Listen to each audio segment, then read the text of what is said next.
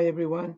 Today we are going to explore the possibilities that a host has when holding a Zoom meeting using a Windows computer. On a PC, you have some key shortcuts. You have the page up and page down that will let you see more participants or another page of participants. Like if you have a whole lot of participants, you can go to page one or next page or previous page using page up and page down.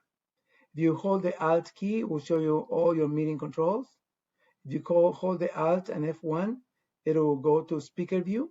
Alt and F2 will go to gallery view to look at all the pictures of everybody. Alt and F4 will close the current window, like could be the chat or could be the floating window. You have a gear that will show you some settings like start Zoom when I start Windows, or minimize window, or use dual monitors, or enter full screen automatically when sharing, or etc. etc. Your reaction skin tone, several options. On a PC, you have also settings on the meeting, like enter full screen when a participant shares screen, maximize Zoom window when they share screen, scale to fit shared content to Zoom window, enable the remote control or side-by-side mode, or silence system notifications when sharing the desktop.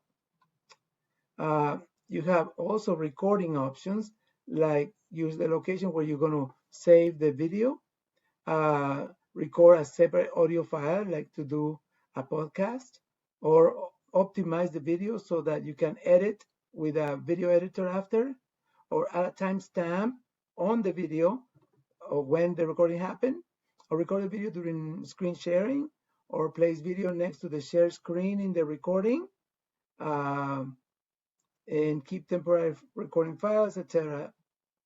On a PC, and also on a Mac, you can select if one participant can share at a time or multiple participants can share at the same time or at different occasions. This is very helpful when they're working on something written and they want to share it, so everybody can see. Settings on a PC, as far as more settings, you click on more, there's breakout groups. Breakout groups or breakout rooms splits the whole meeting into little groups so that they can have discussions or some sort of participation, collaboration amongst themselves. So you split the big group into small groups. They join the small group and they start their collaboration. On a PC also, the host can set the chat options, like no one can chat, or only the host can chat, or everyone has to chat publicly, or you can select publicly and privately. The host can also set the meeting options about speaking or renaming or waiting room. Whenever you want, you have to change, or you can change options for the participants in your meeting. You can also use a green screen and add video filters. Video filters are like hats or glasses or borders or inside a TV, or different options that you can have. Of course, you have to have a green screen, and then you select your filter.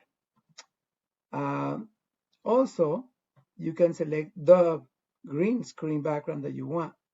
You select first, choose the color of the green screen, click there, and it will see the green screen once you have a green screen on the wall, which could be made out of cloth or could be made out of pieces of cardboard taped with green tape on the wall.